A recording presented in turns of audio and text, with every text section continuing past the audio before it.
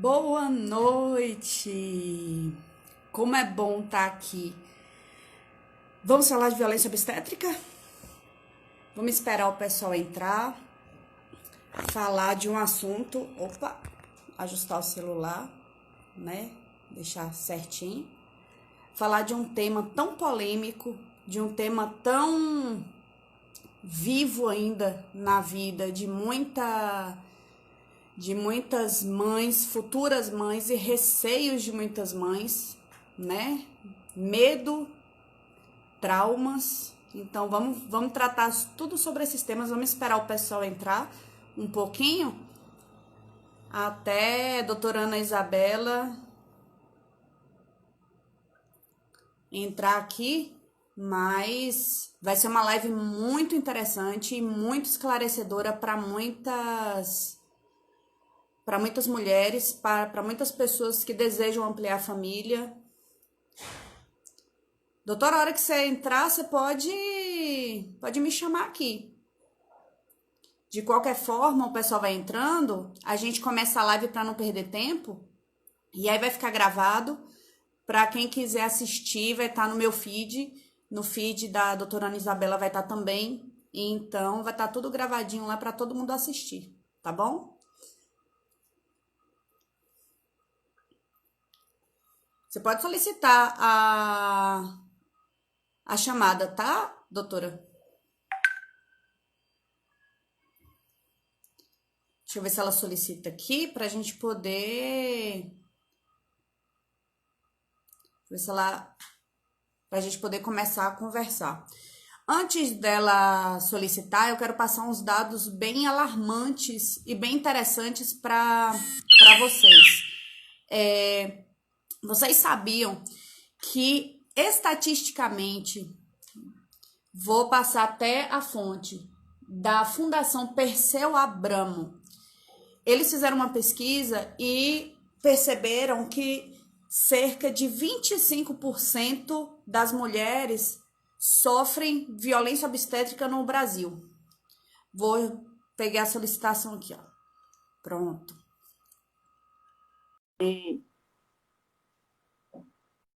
Vamos ver aqui agora. Entrou. Olá. Olá. Me escutam bem? Ixi, sua câmera tá melhor que a minha, gente. Desconsidera que minha iluminação aqui tá terrível, tá? Mas estão dando para me ver, né? O áudio tá bom? Para mim tá ótimo. Você tá me ouvindo direitinho também? Tá, boa noite, pessoal.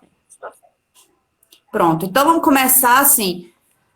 Doutora, eu tava começando aqui com alguns dados, mas antes da gente completar aqui, como tá no meu Instagram, todo mundo já sabe que eu sou advogada e tudo mais, então vou tentar fazer com que você se apresente para a gente poder começar e o pessoal saber quem é você, sua profissão, como é que você atua, e depois a gente começa no nosso bate-papo. Certinho. Você já falou sobre aqueles dados? Super interessante. Comecei só falando que atinge 25% das mulheres brasileiras sofrem violência obstétrica no Brasil. Mas tem um pouquinho mais de dados. Tem. Então, gente, eu sou Ana Isabela Mascarenhas, sou psicóloga, tá? Formado desde 2017. Sou especialista em psicologia forense e jurídica. Sou pós-graduanda em técnicas de psicoterapia infantil. E sou pós-graduanda, uma pós-graduação de aperfeiçoamento em psicologia perinatal e da parentalidade. Que é, na verdade, agora a minha paixão, né? E é por isso que eu estou aqui hoje. Muito bem. Eu estava falando aqui para as pessoas que estão assistindo a gente, as que vão futuramente assistir também, porque vai ficar gravado, que o tema violência obstétrica é um tema muito... Ele é pouco debatido, mas é muito presente. Ele é muito presente na vida e, às vezes, ele é presente na vida de pessoas que elas nem sabem que passaram por uma violência obstétrica. Daqui a pouco a gente entra nesse tema. É um dado muito alarmante, que é 25% das mulheres sofrem violência obstétrica. Elas não sabem, muitas vezes, que sofrem esse tipo de violência. Uma a cada 4 mulheres.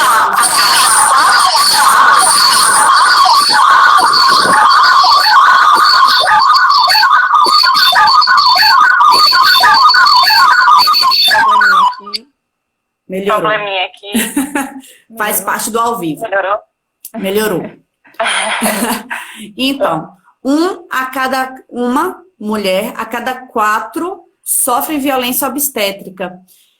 Hoje, a Organização Mundial de Saúde considera a violência obstétrica como uma questão de saúde pública, devido às suas inúmeras consequências, o que é muito grave. E aí, você, na condição de psicóloga, vai começar a apresentar para a gente as consequências emocionais, fala um pouco sobre a violência obstétrica, para depois eu entrar um pouquinho com as consequências jurídicas. Vamos lá. Bom, é isso aí. Para começar, nós podemos caracterizar a violência obstétrica como uma violência de gênero. Por quê? Ela é exclusiva da mulher grávida. Então, ela é uma violência de gênero. Outra mulher não estando grávida, não sofre violência obstétrica. Só um minutinho que minha voz está duplicando para mim.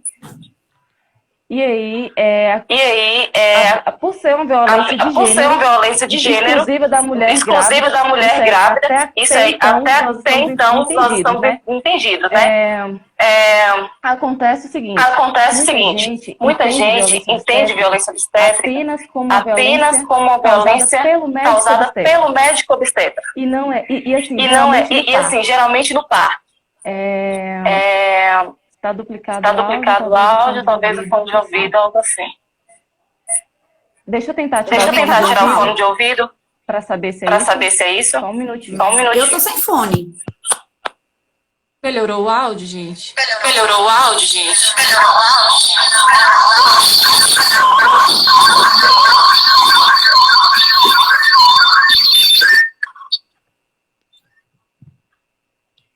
Olha, eu acho que é um problema. Deixa eu sair, Lorena, e você me chama novamente? Tá bom, para vocês tá do fone, mas tá duplicando. Fala aí, quem tá assistindo, se puder dar esse feedback pra gente, como é que tá o áudio aí pra vocês? Tá bom? Bota só um legalzinho aí, ó. Pra mim tá saindo um legalzinho. Tá saindo o áudio duplicado. Eu vou sair, gente. Eu vou sair, gente, aí eu retorno agora.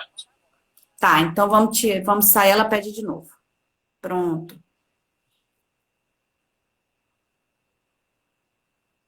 É só uma questãozinha técnica mesmo, questões dos ao vivos, as lives. Mas fica aí que tem muita informação interessante ainda, viu? É só para a gente poder ajustar aqui, mas essa live é muito importante, desmistificar muita coisa. Vamos ver se ela solicita.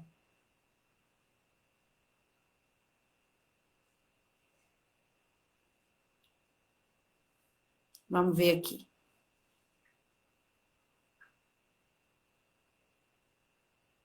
Bela?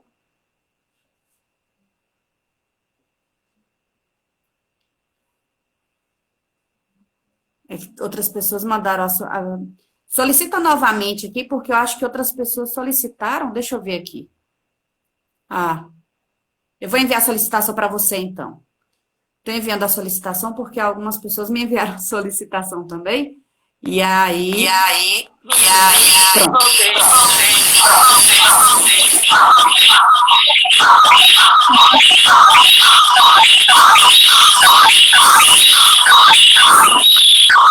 O áudio está tendo retorno.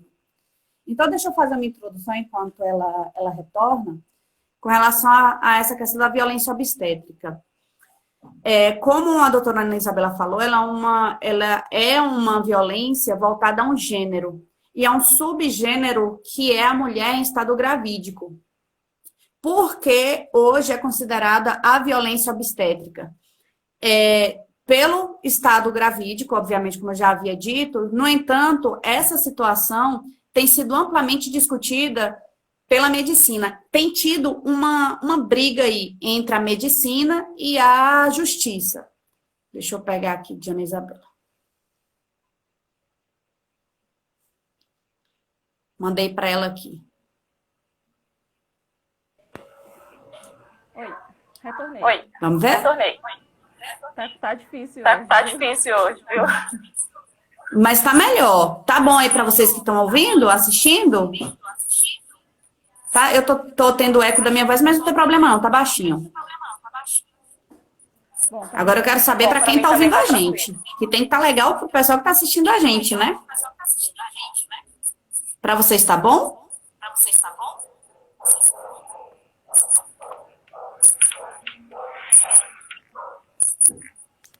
Você pode começar, Isabela. Pode continuar suas palavras e aí a gente vai administrando aqui.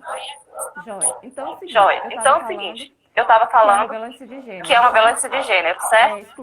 É exclusiva da mulher grávida, como eu já havia falado. Um dado interessante, Dr.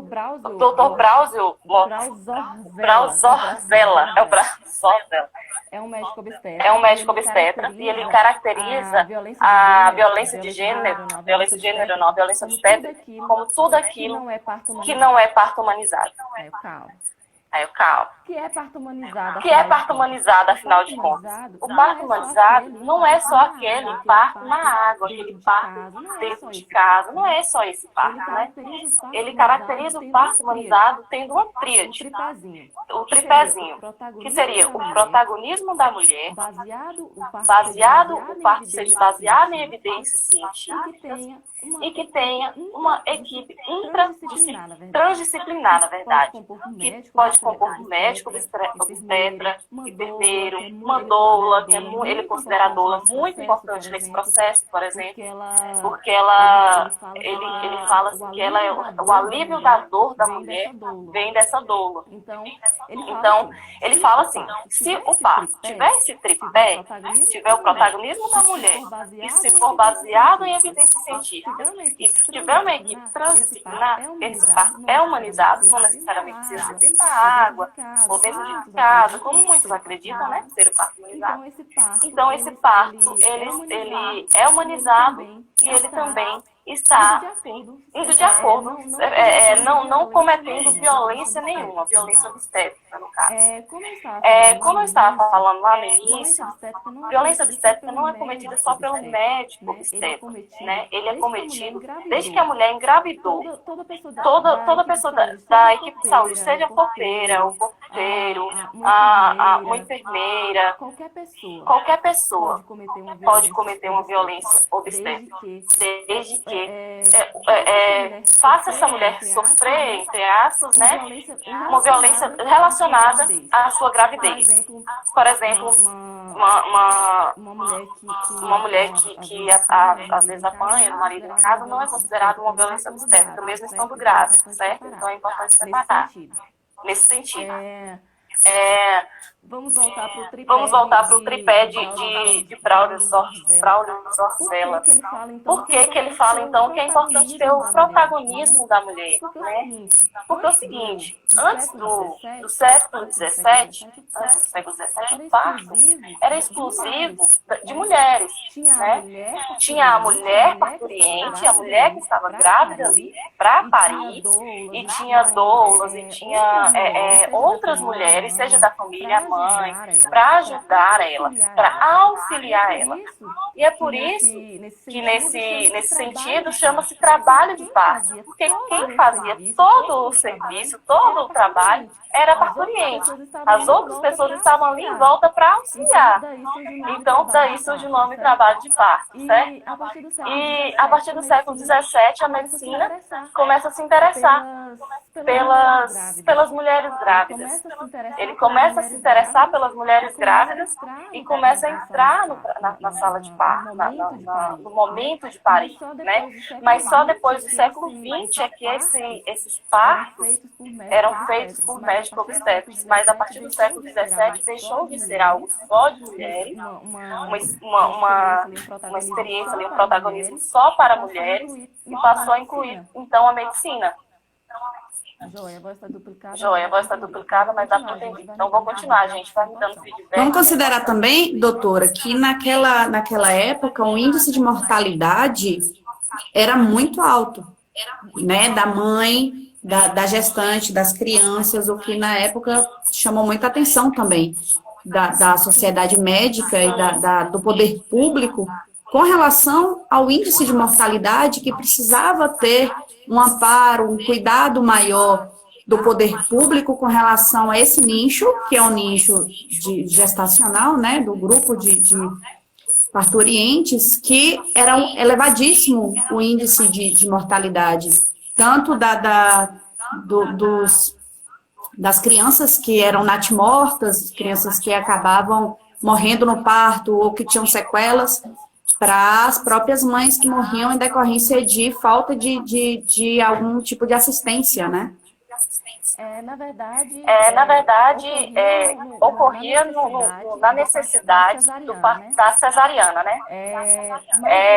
Mas esses números não são tão alarmantes se você for colocar em pauta a época. Mas o fato da mulher parir é muito importante. Mulheres tinham 9, 10, 11 partos normais, entendeu? Então eram partos muito tranquilos, enquanto que a mortalidade, por mais elevada que fosse, não interferia tanto nesse processo de parir.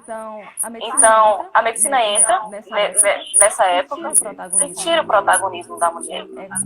É quando a medicina decide que, hoje, por exemplo, as pessoas perguntam: quem vai fazer o seu parto?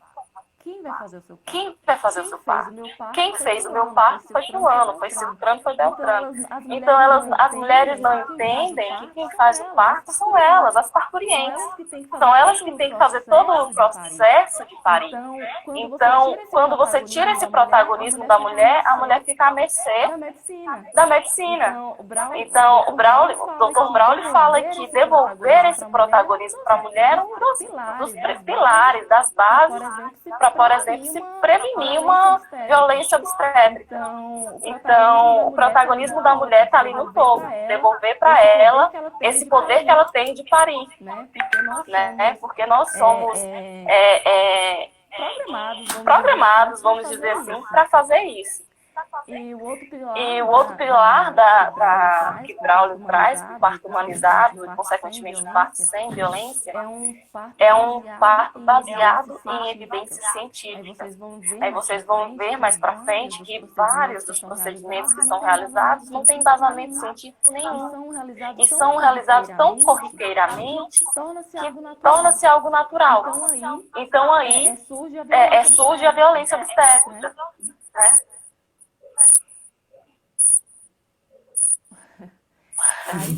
Aí surge a violência obstétrica, aí surge o erro, porque assim, se você naturaliza certos procedimentos que infelizmente não tem qualquer embasamento científico, você está assim cometendo uma violência.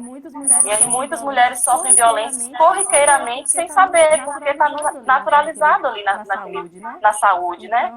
Então, por isso que é importante a gente informar o máximo de mulheres a respeito da violência obstétrica, para que elas entendam o que é um procedimento correto, que precisa acontecer, e o que não é. O que não é aquele procedimento necessário naquele momento, né? Então é importante nesse sentido a gente informatizar o máximo de mulheres possível. Sim, sim. Aí voltando àquele dado que você trouxe no início, sabe, 25% das mulheres sofrem violência obstétrica. É uma a cada 4 mulheres sofrem violência obstétrica. Só que esse número, Lorena, ele pode ser ainda mais alarmante, porque esses 25% são aquelas mulheres que sofreram violência, vamos colocar assim, aquelas violências muito abertas, muito fortes, né? Aquela violência que ela conseguiu notar que ela sofreu. Pode ter sido uma violência física, né? Acontece de bater na mãe grávida, na mulher grávida, uma violência psíquica, até mesmo uma violência sexual ali no momento. Então, esses 25% são 25% que conseguiram identificar que sofreram violência. Imagine quantos por cento não conseguiram identificar, porque é algo natural, é um procedimento tão naturalizado que elas não sabem que é uma violência, né? Elas não sabem que aquilo não é normal, que aquilo não poderia acontecer, de tão naturalizado que é dentro da saúde, né? Com certeza. Até mesmo a dor do parto foi muito naturalizada. É bíblico, é cultural. A dor do parto, assim, ela é naturalizada. E as mulheres têm medo disso. E aí a violência física, ela fica escondida no meio dessa violência. No meio disso tudo, ela fica escondida. Porque a gente cresce ouvindo que o parto é a maior dor do mundo, e, enfim, que todo mundo vai sofrer bastante, que as mulheres sofrem bastante, que eu já ouvi algum tempo atrás, que é a mesma coisa de vários ossos quebrando ao mesmo tempo. Então, né, são coisas que vai tirando a coragem dessa mulher, vai desempoderando essa mulher, e que abre margens para que uma violência física fique escondida ali. Fique escondida no meio da dor. Ela se encontra numa situação de vulnerabilidade, né? Sim. Bastante. E é importante mesmo você falar isso, porque a mulher está vulnerável naquele momento. Ela não tá, ela tá ali para ser protegida, ela tá ali para ser amparada, ela não tá para ser violentada num momento tão crítico. Uma coisa interessante que normalmente muitas mães não sabem, e o tema violência obstétrica passa batido em muitos tópicos, muitos temas, a violência obstétrica ela pode permear em 3 situações, 3 momentos da vida da mulher. No pré-parto, que é no período gestacional, descobriu que está grávida, foi fazer o exame de sangue, levou piadinha, teve uma omissão para o exame, é uma violência obstétrica. Período do parto, deu entrada de trabalho de parto no hospital. Pós-parto, tem uns serviços, normalmente, de atendimento, muito em postos de saúde, que é o pós-parto mesmo, ele tem esse cuidado. Caso a mulher ela sofra uma agressão, que eu vou citar aqui algumas, é considerado uma violência obstétrica. Então, o que muitas mulheres não sabem, que elas imaginam, é que a violência obstétrica ela acontece apenas no momento do parto, e não é. A violência obstétrica, ela pode acontecer, inclusive, em situação de aborto. A mulher teve um aborto. O aborto se deu de forma espontânea, de forma provocada, não importa.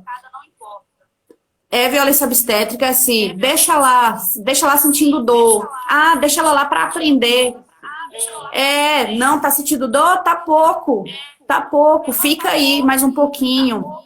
E os relatos, desde que a gente começou a anunciar a live, eu recebi milhares de mensagens falando, eu sofri violência obstétrica, colocaram ocitocina no meu soro para acelerar meu parto. É uma prática extremamente comum dos hospitais colocar ocitocina para aceleração de parto. E uma dessas pessoas que me comunicou é que ela me disse que ela deixou expresso no hospital, ela falou para a enfermeira, eu não quero a ocitocina. Ela, mãe, mas precisa, é necessário. E aí onde entra a ideia da vulnerabilidade? A mulher, nessa condição de vulnerabilidade, de dor, é um momento seu, ela não tem condição de falar assim, não, eu não quero, e ponto. Ela não tá, ela é uma vulnerabilidade que fala assim, o máximo que ela fala, eu não quero, mas ela fala, é assim tem que ser. E aí ela se submete, é onde se torna muito mais violento. Entendeu? E muitas vezes são práticas hospitalares. É porque o hospital é ruim? Não, é que muitas vezes eles perpetuam comportamentos sem questionar. A ideia da humanização tem sido tratado hoje, só que a nossa cultura é da mulher como uma figura coisificada, que a mulher tem que aguentar tudo, a mulher sofre tudo, mas é porque é assim mesmo, porque você não tem que aguentar e aguentar quieta. Então, existe uma cultura de coisificação da figura da mulher que ela tem que aguentar. E, na verdade, não é isso. Ela tem que ser respeitada. Uma coisa muito interessante que eu, como advogada, inclusive, falo para minhas clientes gravidinhas, e não mais gravidinhas, que já estavam gravidinhas, oriente o seu parceiro ou uma pessoa da sua confiança. Por quê? Quando você orienta aquele que está de fora, digamos, ele não está emocionalmente ligado à gravidez, no sentido de grávido, mas ele está ali participando, ele vai poder estar ali, opa, não, ela não queria, ele vai poder conversar com a pessoa, você quer esse procedimento, você quer ter um vínculo de confiança, de assertividade. Principalmente em situações de processo, como é muito comum, é muito difícil você provar uma violência obstétrica na seara emocional. É muito difícil. Por quê? Observe. Quando a gente está na sala de pré-natal, é só você e o médico, é só você e a enfermeira em situação de postos de saúde. Aí a enfermeira vai e faz uma piadinha. Ai, é sério que você quer um parto humanizado? Nossa, mas isso dói tanto, isso é assim. Você já começa a tirar da mulher o seu poder de decisão, induzindo ela a uma falta de coragem. Mas digamos que essa não seja uma violência... Sim. Quer falar? Não, você estava falando assim que vai desencorajando mesmo a mulher, vai tirando esse poder dela de ser protagonista do processo.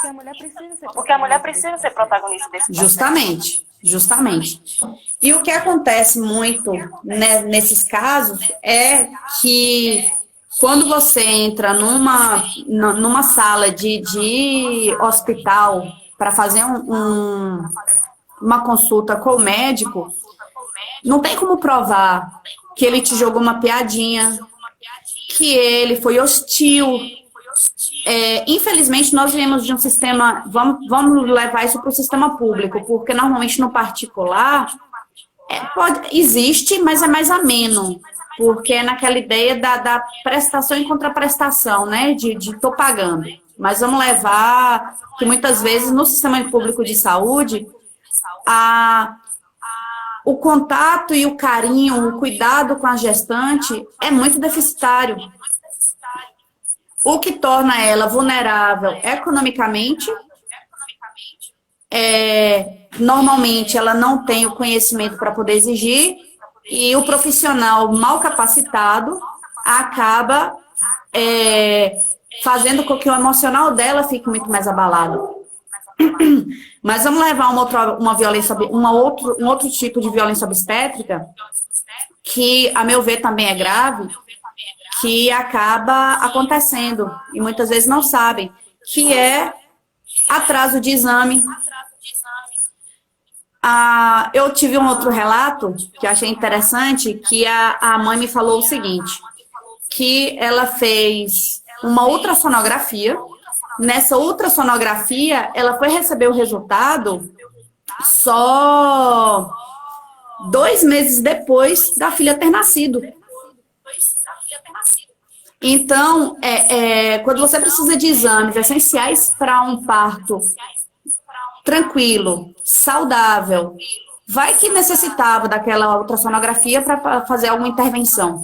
E aquilo poderia gerar um problema futuro. Então, esse atraso, essa questão da violência obstétrica também é pautada na questão das organizações, das instituições de saúde. Então, a gente tem a parte profissional, porque é um tipo legal, né? Um tipo de comportamento vinculado a uma profissão, mas também é de uma instituição, que você pode levar para o público ou para o SUS. São tratados de forma diferentes e iguais ao mesmo tempo. Porque no caso do particular, você pode invocar, inclusive, o Código de Defesa do Consumidor, porque você pagou por um serviço. No SUS, o comportamento já é outro, porque é um procedimento administrativo, mas também existem práticas. Eu vou dar um exemplo até de mim, que eu não sabia que eu tinha sofrido violência obstétrica e sofri. Quando eu fui ter minha filha hoje com 3 anos, eu fui ter normal, assim, cesárea. Foi o que eu escolhi para mim, parto cesárea. A prática do hospital eu tive ela 8h30 da noite, eu só fui ter minha filha comigo 8 horas da manhã do dia seguinte. Cercear a mãe do direito de estar com sua filha depois do parto é uma violência obstétrica. Só que o hospital se justificava como, é um procedimento do hospital. Então, você entra numa condição de vulnerabilidade, que eu estava vulnerável, ainda que eu tivesse um certo conhecimento, eu estava ali toda cortada, anestesiada, eu não tive condições de falar assim, não, eu quero levar, eu quero ela do meu lado. Então, levou e colocou ela lá no berçário. Então, assim, é um tipo de violência obstétrica. Então, é importante as mulheres entenderem que a violência obstétrica, ela é nuances. Elas são situações que podem ser desde o mais grave, como uma até anotei o nome. Episiotomia, porque o nome é difícil mesmo, que é o corte da região vaginal da mulher para aumentar o tráfego, que é uma outra coisa que acontece, inclusive aqui em Vitória da Conquista isso acontece. A meu ver, como advogada, eu digo que isso é uma lesão corporal.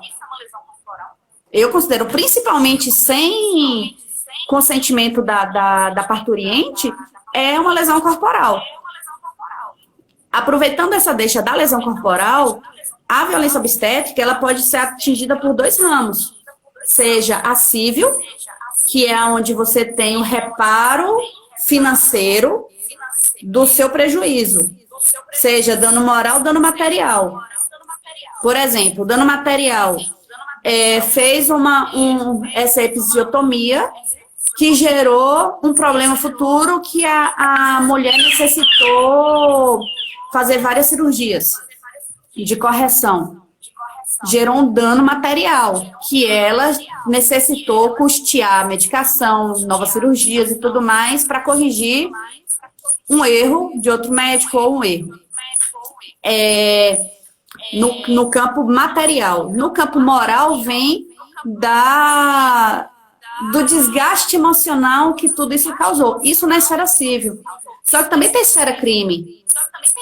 E isso tem sido muito debatido no campo jurídico, justamente da violência obstétrica, debatido dentro do campo criminal. Porque entraria a ideia da lesão corporal, entraria a ideia da criança que morre no parto, ou da morte da mãe, que acontece mas aí entra a Sociedade Brasileira de Medicina, que considera que aí entraria como erro médico, só que o mundo jurídico discorda, então não é pacífico a ideia de violência obstétrica, erro médico entre os dois campos, o campo da medicina e o campo do jurídico. No entanto, os argumentos jurídicos, eles são muito fortes, porque as estatísticas são grandes, são alarmantes, e você consegue vislumbrar claramente a violência que é dada a muitas mulheres, ao desrespeito à sua condição de vulnerabilidade, sua condição de gestante de pós-gestante. Então, eu poderia, como advogada, citar inúmeros tipos de violência obstétrica, milhares. Os mais comuns o corte, eu vou falar numa linguagem bem simples, o corte vaginal, para aumentar o trânsito, o ponto do marido, que é fechar esse corte para deixar mais, digamos assim, mais preso, ou logo sexualmente mais agradável, que é considerado ponto do marido, também é considerado uma violência obstétrica, até a parte de tricotomia, que é de retirar os pelos da parte vaginal da mulher sem autorização dela, é considerado uma violência obstétrica. Vamos na parte moral. Por que eu falo que é tão difícil trabalhar esse tema? A mulher, visualizem, vocês que estão me assistindo, gravidinhas que depois vão assistir esse vídeo. Estamos em período de pandemia. Alguns hospitais têm tido a prática de não autorizar acompanhante no momento do parto. No entanto, existe uma manobra que é chamada manobra de Christeller. Os nomes são difíceis, eu fiz uma colinha. Essa manobra é a manobra de você empurrar a barriga da mãe, forçando a descida do bebê. Isso já é provado cientificamente que pode, inclusive, provocar a morte da mãe, provocar sequelas no bebê. Digamos, a mãe está ali vulnerável. Não tem nenhum familiar ali para acompanhar a hora do parto. E isso, detalhe, essas manobras, elas não são relatadas no prontuário da mãe. Nessa hora que não é relatada no prontuário da mãe, como é que a mãe vai provar que ela foi submetida a uma manobra proibida? Vai ser a palavra dela contra a palavra do hospital. Em uma situação de processo, o hospital vai chegar e vai falar assim, não, nós fizemos todos os procedimentos como determinado a OMS, como todo protocolo, porque dentro da medicina tudo é um protocolo de comportamento. E aí vai ser a palavra da mãe contra a palavra do hospital. Onde desencoraja, inclusive muitas mulheres, de exigirem seus direitos. Porque elas se sentem pequenas frente aos hospitais. Se sentem pequenas, inclusive financeiramente, frente a médicos e a profissionais de saúde, que provavelmente são economicamente mais confortáveis e podem se defender. Aí o que acontece? Desencoraja. Foi onde você, Isabela, falou que a estatística pode ser muito maior do que a que é apresentada pela fundação. E realmente, porque quando a gente consegue quantificar alguns dados, é porque esses dados foram o que conseguiram ser registrados. Mas aquele que eu sofri de não ter tido minha filha logo quando eu tive, e aquela da moça que falou, eu não quero a ocitocina, mas precisa, toma. Outra pessoa me falou que teve o filho sozinha, sem a ajuda de ninguém. Quando chegou, já tô tendo, ó, minha filha aqui na minha mão. E ninguém lá para dar assistência. Então, é muito sutil, é sutil e é delicado. Só que onde é que pode entrar aí? Por que que isso é tão sério? E eu, como advogada, falo para vocês como vocês procederem, principalmente quem tiver com medo. Quando você está no médico, que você não escolhe quem é o médico que vai te acompanhar, por exemplo, você vai no posto de saúde. No posto de saúde, a gente não escolhe o profissional que vai dar esse apoio para a gente. O profissional que está lá e pronto. Então, é a enfermeira, é o médico. Então, você não tem essa liberdade de escolha, primeiro ponto. Ou seja, não vai ser uma relação de confiança. Vai ser uma relação de imposição. Então, nessa relação de imposição, se você, a mãe, a futura mãe, estiver se sentindo violentada com aquele profissional, leve uma testemunha, ou o marido não vá sozinha, ou grave vídeo, de preferência, o contato com esse profissional. Porque você vai ter um respaldo para poder falar, olha, eu sofri isso. Eu tenho meus direitos, eu tenho como exigir. E aí, quando você trabalha, você tem o seu marido, tem uma amiga, uma pessoa de muita confiança sua, você vai e procura a pessoa e fala assim, olha, eu quero assim, assim, assim, assim, assim. Você já sabe como eu tô querendo. Você já sabe como é que eu tô. Porque quando chegar lá na hora, principalmente na hora do parto, é muito mais vulnerabilidade ainda. Então a pessoa mal sabe o próprio nome. Tem um documento para isso, né? Para prevenir não. Para colaborar, né? Porque assim, prevenção de violência, ela é muito mais profunda. Eu acho que ela vai muito mais fundo na informação, na informatização, e não só das mulheres, como também da equipe de saúde, que muitas vezes cometem violência sem saber que estão cometendo. Sim. Então, por exemplo, os tipos de violência não embasadas em evidências científicas e que são naturalizadas dentro do hospital, muitos profissionais sequer sabem que eles estão cometendo essa Eles replicam o comportamento. Né, que é as páginas que você falou, a lavagem intestinal, que muitos hospitais colocam como regra e não tem qualquer evidência científica de que, por exemplo, a criança não pode nascer porque a mãe às vezes solta fezes durante o parto, porque é a mesma força. Então não tem qualquer evidência científica de que essa criança não possa nascer em meio às fezes. Na verdade, até fizeram próximos porque a criança precisava dessas bactérias.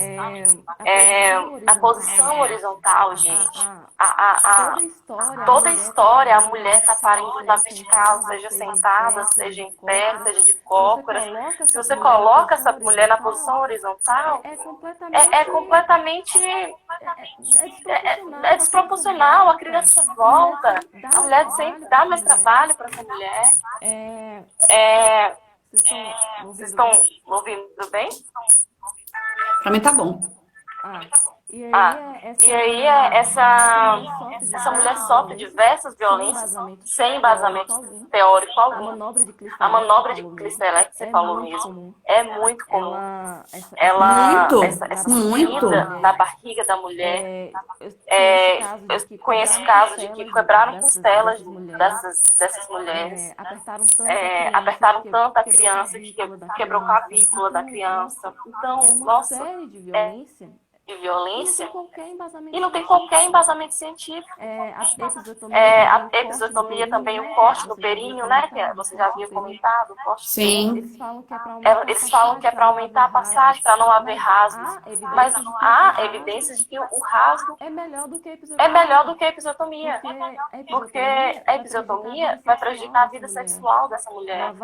Ela vai gerar muita dor, os pontos são doloridos demais, então gera todo um ambiente traumático, um pós-parto traumático para essa mulher, que vai se trazer uma série de consequências. E essa mulher vai carregar isso para a vida toda. O ponto do marido chega a ser triste de se ouvir. É triste ouvir. Você vê a carga de preconceito, a carga de machismo, né? Que rege em cima disso, porque a mulher vira um objeto de sexualidade. Exatamente, isso mesmo. Tem a mulher foi feita para garantir o sexual, a vida sexual do marido.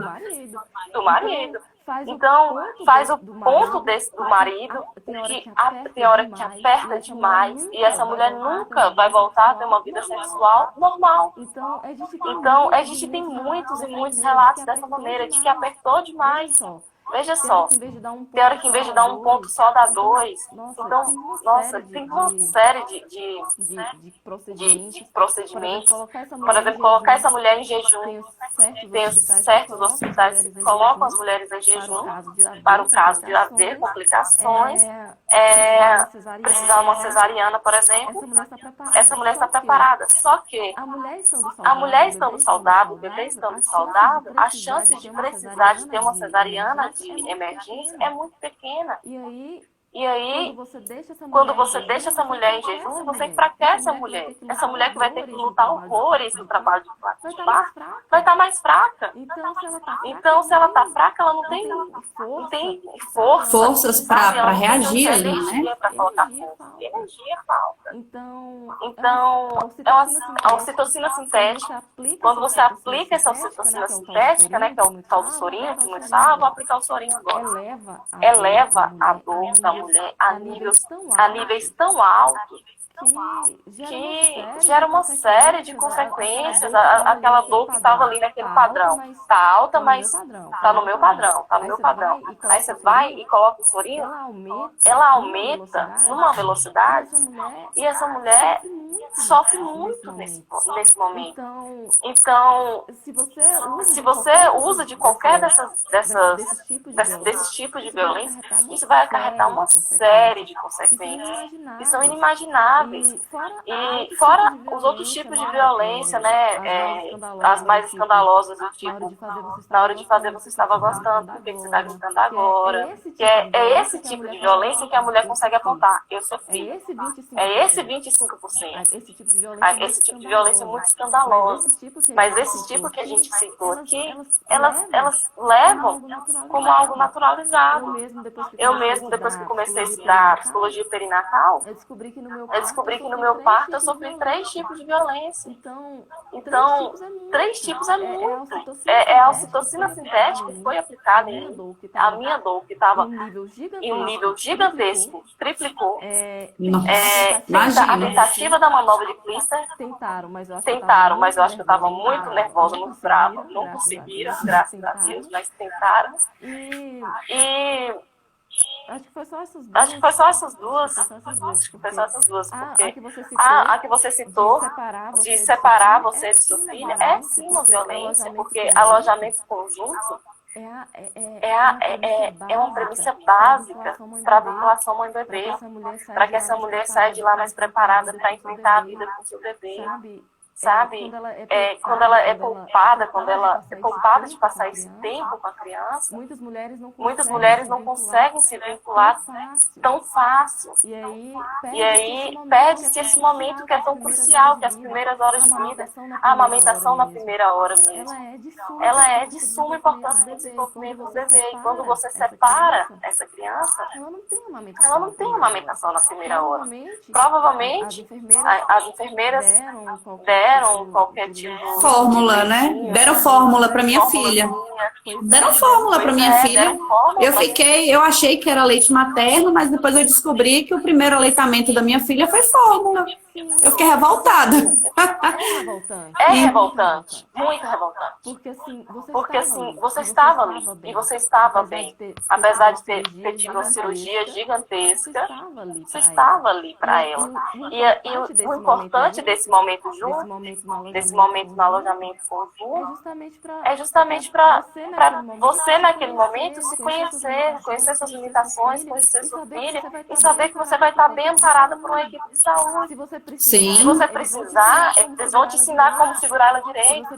Se você precisar, eles vão te ensinar a colocá-la no peito da maneira correta. Então, esse momento que você passou longe dela foi um momento de muito aprendizado que você teve que passar mais pra frente. Sim. Então, é muito complicado. A violência obstétrica, ela é muito difícil. E ela é uma realidade. Ela é uma realidade. Ela é uma realidade muito presente. Ela é natural. Ela foi aceita como uma situação natural. E ela só vai deixar de ser natural quando nós passarmos a nos impormos e mudarmos essa cultura de que ter dor é normal, que aceitar é normal. Eu quero deixar uma coisa bem clara para as pessoas que estão assistindo a live. Violência obstétrica não é só essa regrinha taxada do corte, do que se fala. Não. É como você é tratado num período de vulnerabilidade. Nesse período de que você precisa desse apoio. Então, é necessário que as mulheres e a população entenda para a gente trabalhar a cultura social de que todo tipo de situação em que você diminua a condição da mulher, que você diminua o seu protagonismo, que você tire dela o poder de decidir dela do que ela quer com relação a ela, e qual contato que ela quer ter com o filho, é um tipo de violência obstétrica.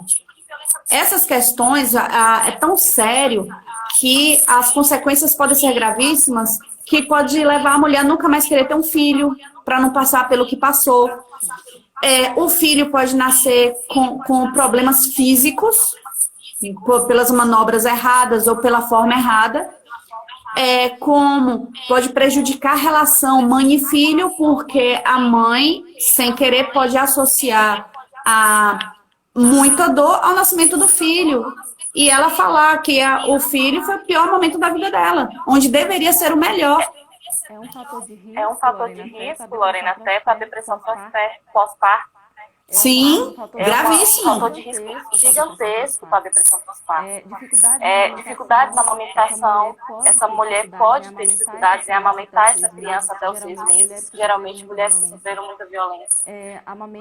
Amamentam crianças até 2 meses. Então, é um fator de risco.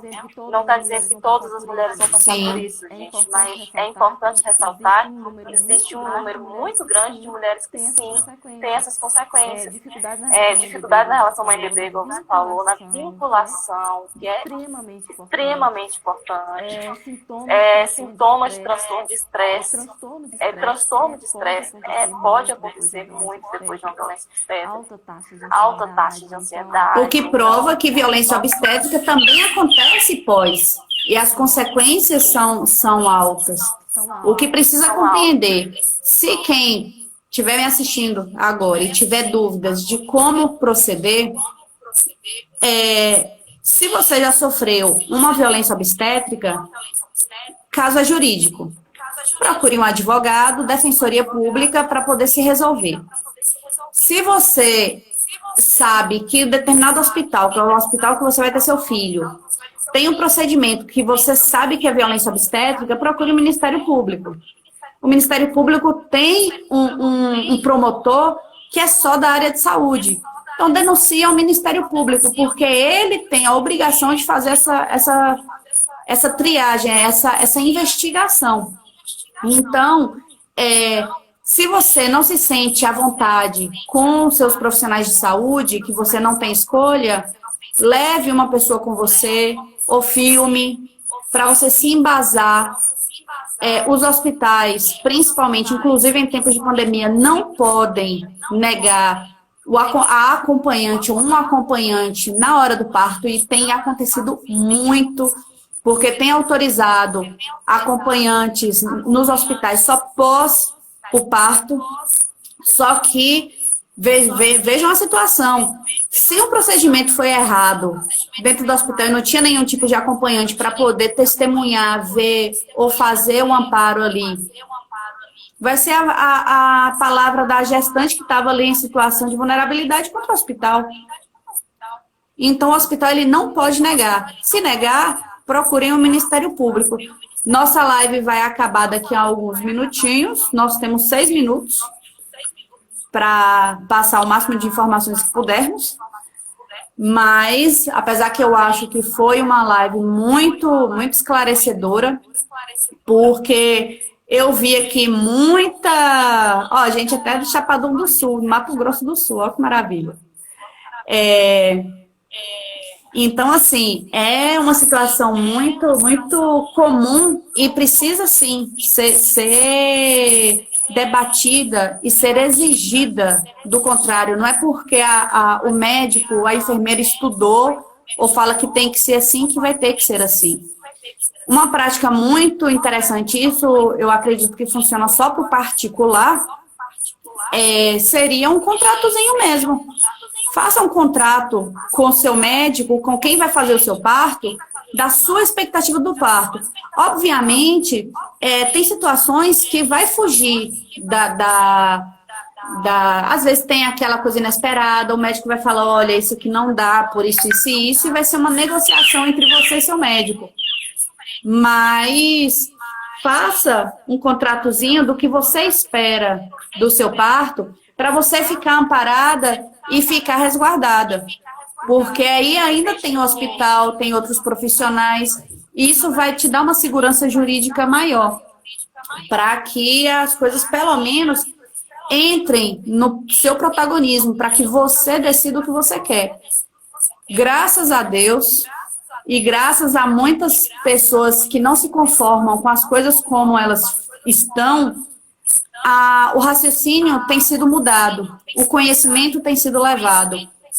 A ideia da humanização tem sido mais amplamente discutida e hospitais têm abraçado essa teoria, que é a do respeito, de respeitar o que a mulher quer, o que ela espera para que seja o melhor momento da vida dela e não para que seja o pior momento da vida dela. Então, essa cultura vem mudando, no entanto, tem muito a se caminhar, em especial no que tange, a meu ver, no serviço público, já que fica parecendo, infelizmente, que está sendo feito um favor, e o que não é. Eu falei para a gente de saúde da minha casa, do meu bairro, essa semana. Você tinha obrigação de estar na minha casa fazendo meu cadastro como grávida quando eu estava aqui com minha filha. Eu engravidei, tive minha filha na casa e você nem pisou aqui. Eu fiz um ofício, vejam bem, eu fiz um ofício relatando tudo no ofício, levei para o posto de saúde, comunicando que a agente de saúde nem pisou na minha casa. Eu moro na mesma casa há 5 anos. No mesmo dia, ela apareceu na minha casa. Detalhe, ela já me conhecia, ela já sabia, mas deu assistência. Isso é uma violência obstétrica. Se ela fez comigo, ela faz com outras. Não dá assistência, não vai na casa, a grávida precisa da ajuda e não dá. É uma violência obstétrica. Eu fui no particular, eu tive condições, graças a Deus, e quem não tem? E quem precisa do serviço público de saúde? Então é grave, é um desamparo, é desamparo. E se eu falo mais, se ela não tivesse vindo na minha casa, eu entrava com uma representação dela na ouvidoria. Não por mim, mas pelas pessoas que precisam dela e ela não está a postos a dar essa assistência, porque é ela que tem a obrigação de amparar inicialmente a mulher, a gestante, ou amparar a família. Então fica a minha sugestão, não deixem barato, vamos colocar assim, porque a sociedade muda essa cultura quando a gente não se conforma com as coisas como elas se encontram, como elas estão. Doutora, 1 minuto para cair. Faça suas considerações. Então é isso, gente. Eu acho que para a gente amenizar a violência obstétrica, a gente tem que informatizar e empoderar o máximo de mulheres possível. E seria interessante também poder informatizar os profissionais de saúde, porque, igual eu falei, muitos não sabem que estão cometendo a violência. E essas mulheres indo para o parto já empoderadas, não só para o parto, né? Todo o pré-parto, todo o período perinatal, empoderadas, sabendo do que é certo, do que não é, do que é procedimento científico, do que não é, ela pode em alguns momentos dizer, olha, isso eu não aceito. Infelizmente isso eu não aceito. E aí tentar ao máximo, tentar diminuir, porque prevenir violência obstétrica 20 segundos. é muito difícil. Então, é isso, pessoal. Vamos informar o máximo de grávidas possível para que elas possam se empoderar nesse momento tão difícil e tão cheio de alterações significativas. Gente, obrigada pela presença de todos.